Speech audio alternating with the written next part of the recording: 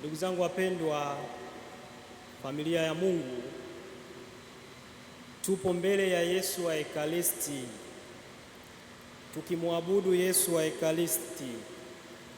Kila Alhamisi tunapata nafasi hiyo ya pekee ambayo tumezoea kuita saa takatifu, kukesha pamoja na Yesu, kukaa mbele yake, kuzungumza naye kwa tendo kubwa kwanza la kuendelea kumshukuru. Neno asante, mwambia Yesu asante. Ekaristi takatifu kwa yenyewe, kama tunavyofundisha na kama tunavyoendelea kufundisha na kusisitiza, ni shukrani. Kila misa inayoadhimishwa ni shukrani kwa Mwenyezi Mungu. Kwa hivyo tunapopata nafasi ya kumwabudu Yesu wa Ekaristi, tunamshukuru kwanza, licha ya mambo yote tunayopitia, furaha zetu, magumu yetu, changamoto, lakini jambo la kwanza ni kumshukuru Yesu wa Ekaristi ambaye kwa unyenyekevu wake mkubwa amekubali kubaki kwenye maumbo haya ya mkate na divai. Ni zawadi kubwa sana kwetu sisi wa Kristo wabatizwa, lakini ni zawadi kubwa sana ndani ya kanisa. Kwa hivyo hatuna budi kumshukuru Mwenyezi Mungu kwa zawadi hii kubwa sana ya Ekaristi.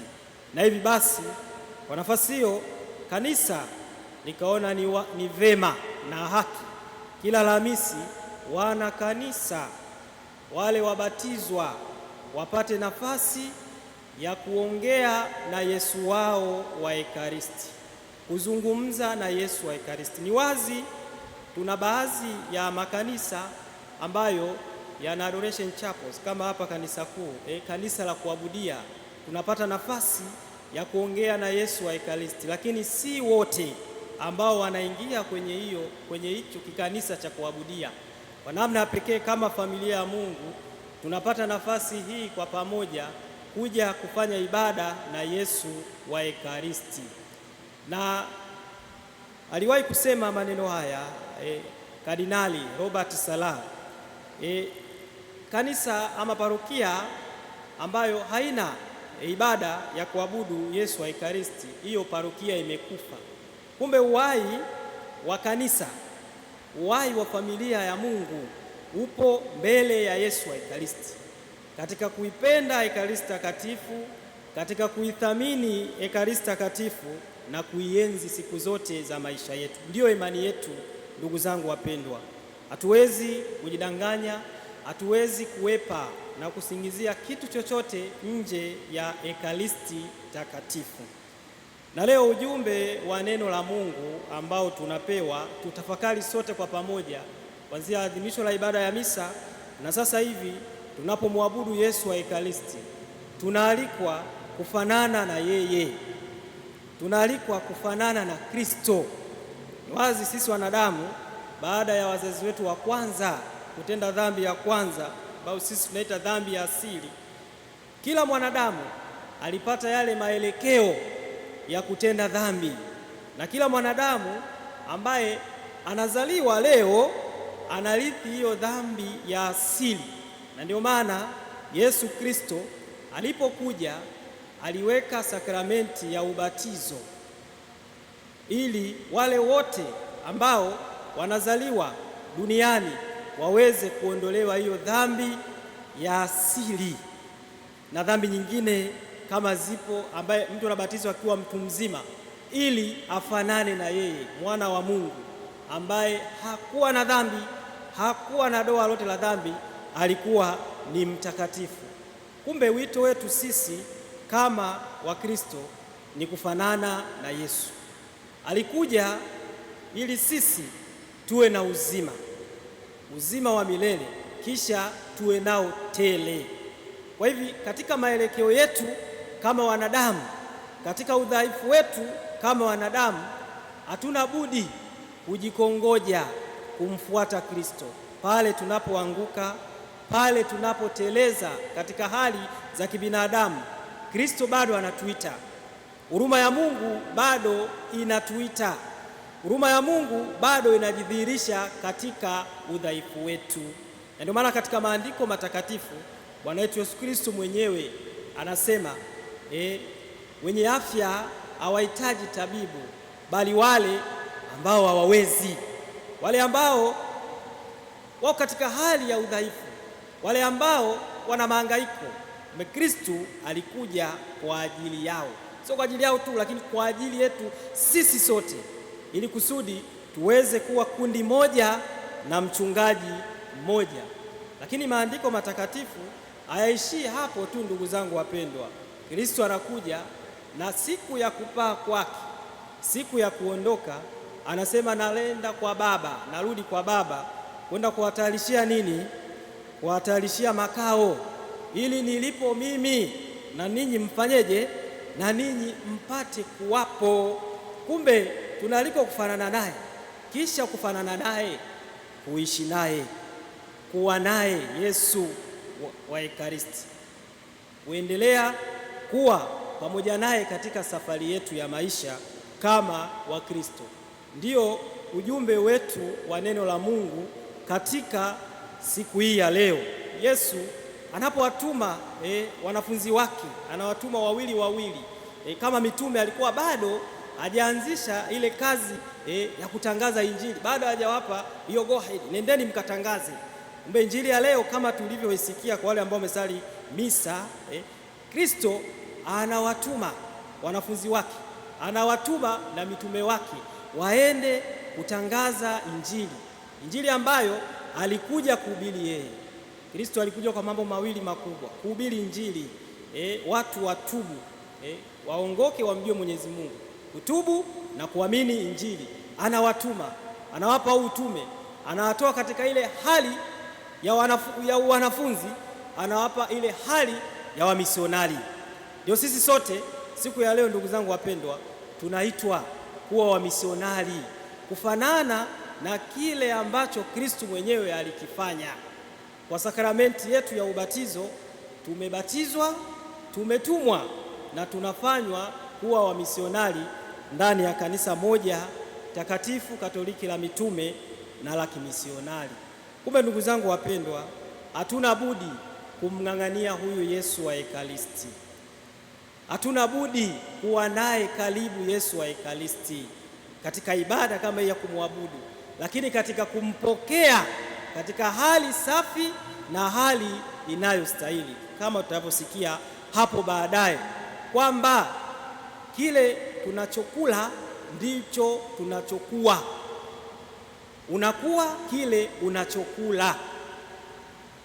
Leo kanisa linamkumbuka Mtakatifu Agata, bikira na shahidi. Wapo watakatifu wengi ndani ya kanisa ambao walishikilia msimamo wao katika imani, wakawa tayari kufa kwa ajili ya Kristo. Kweli walikuwa hawajatetereka, walikuwa hawateteleki, wamesimama imara kwamba sisi tuko tayari kufa kwa ajili ya Yesu, tuko tayari kumwaga damu kwa ajili ya imani.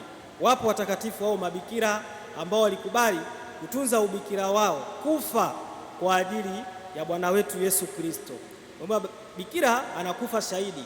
Wapo Mtakatifu Agata mmojawapo ambaye tunamkumbuka leo, alikubali kumwaga damu yake kwa ajili ya kushikilia msimamo wake na Kristo.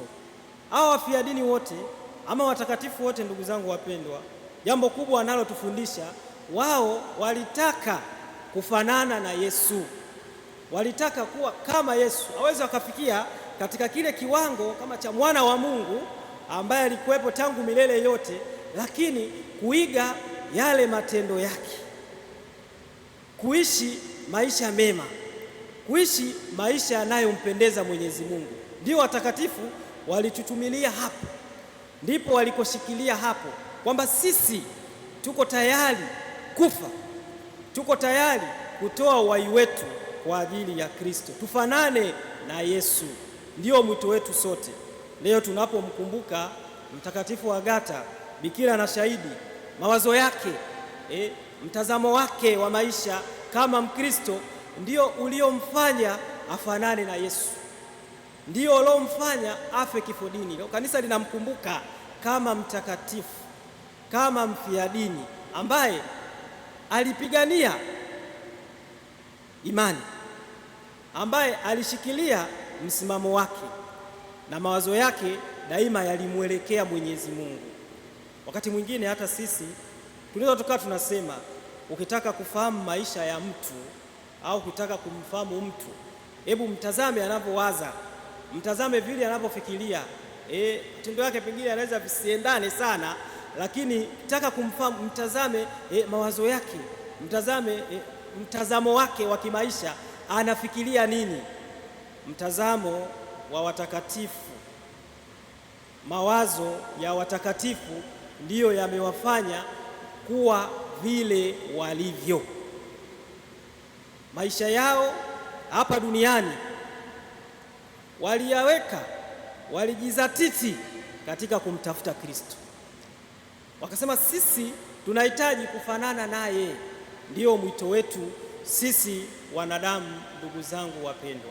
Na kwa nafasi hii sisi ambao tunapata nafasi ya kumwabudu Yesu wa Ekaristi, lakini na kumpokea Yesu wa Ekaristi, tunaalikwa kufanana naye, tunaalikwa kushirikiana naye, tunaalikwa kufikiri vile ambavyo Kristo alifikiri katika kumwabudu Yesu wa Ekaristi, katika kukaa mbele yake, kuzungumza naye, sababu sio mkate, tuko mbele ya Yesu wa Ekaristi, nafsi iliyo hai, nafsi ambayo inahisi maumivu, nafsi ambayo ina vionjo kama wewe ndugu yangu mpendwa, pale ambapo unaumizwa kihisia, kimwili, vivyo hivyo hata Yesu wa Ekaristi anapata maumivu, kwa sababu ni nafsi iliyo hai, ni nafsi ambayo tunaishi nayo, Yesu wa Ekaristi.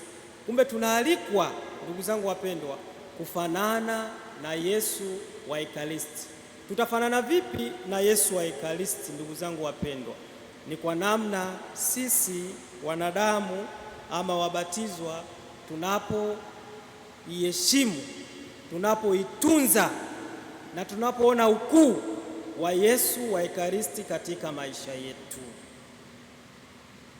Tunakuwa kile tunachokula, tunakuwa kile tunachokula. Tunampokea Yesu wa Ekaristi. Ukianza kufikiri ama kuwaza tangu umeanza kupokea, tangu ulipopokea komunio ya kwanza, umepokea Ekaristi nyingi, umempokea Yesu.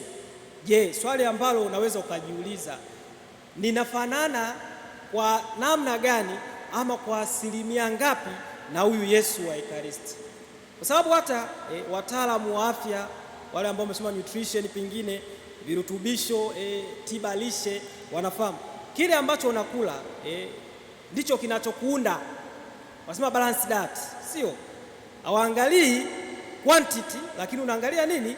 Unaangalia quality ya kile chakula unachokula. Ndiyo Yesu wa Ekaristi ambaye ana virutubisho vyote, ambaye anatutengeneza sisi wanadamu daima tuishi maisha mema, maisha yanayompendeza yeye. Katika kumpokea Yesu wa Ekaristi, ndugu zangu wapendwa, tunafanana na Yesu wa Ekaristi. Na ndiyo maana ukisoma katika kitabu cha Mwanzo, Mungu alipomuumba Adamu, alipomweka katika bustani ya Edeni, kampelekea na Hawa, alimuumba kutoka katika ubavu, alimtoka katika ubavu wa Adamu. Alimwambia kuleni miti yote ya bustanini, lakini tunda la mti wa katikati msile. Mungu aliwakataza msile tunda la mti wa katikati, na baada ya kula tunda la mti wa katikati ndio tulipoona dhambi inaingia ulimwenguni. Familia ya Mungu, Yesu wa Ekaristi tunayempokea aleti dhambi. Yesu wa Ekaristi tunayempokea anakuja kuuisha maisha yetu, anakuja kufanya upya maisha yetu. Tunakuwa kile tunachokula. We tazama tu vyakula unavyokula, au hata ukiwa mgonjwa, madaktari wanamkataza fulani, umefikia umri fulani, kuna vyakula fulani vya chumvi usile, sukari punguza. Kwa sababu gani? Kwa sababu ya afya yako. Kumbe Yesu wa Ekaristi ni chakula chetu cha kiroho. Yesu wa Ekaristi ni chakula cha wasafiri. ambacho kimejaa virutubisho vyote vya kiroho. Ni kazi kwetu sisi Wakristo wabatizwa, ni kazi kwetu sisi wanadamu, moja, kwanza kujiandaa vyema katika kumpokea huyu Yesu wa Ekaristi ili tuendelee kufanana naye, na kama watakatifu walivyotuonyesha katika juhudi zao kupambania huo utakatifu kufanana na Yesu wa Ekaristi, sisi tutafanana na Yesu wa Ekaristi, ndugu zangu wapendwa, kwa kumpokea Yesu wa Ekaristi katika hali inayostahili. Na wakati mwingine tunajiuliza, tunapokea Yesu wa Ekaristi mara nyingi, lakini maisha yetu hayatengemai, maisha yetu hayakui katika kiroho. Ni kwa sababu kuto kujiandaa vyema, ni kwa sababu ya kuto kumpokea Yesu wa Ekaristi katika hali isiyostahili. Na ndio maana katika karamu ya mwisho, maandiko matakatifu, Injili ya Yohane, tunaambiwa kwamba mara baada ya Yuda kulipokea lile tonge katika karamu ya mwisho, nani alimuingia? Shetani alimuingia, na ndipo pale alipokwenda kumsaliti Yesu kwa vile vipande 30 vya pesa. Ndugu zangu wapendwa, niwaalike katika ibada hii ya kumwabudu Yesu wa Ekaristi kujiandaa vyema katika kumpokea Yesu wa Ekaristi, lakini pia kupata nafasi mara kadhaa kuzungumza na Yesu wa Ekaristi ambaye amejaa upendo kwetu sisi wanadamu, ambaye ndiye ana virutubisho vyote vya kutusaidia sisi kukua kiroho katika safari yetu ya maisha kama Wakristo. Tumsifu Yesu Kristo.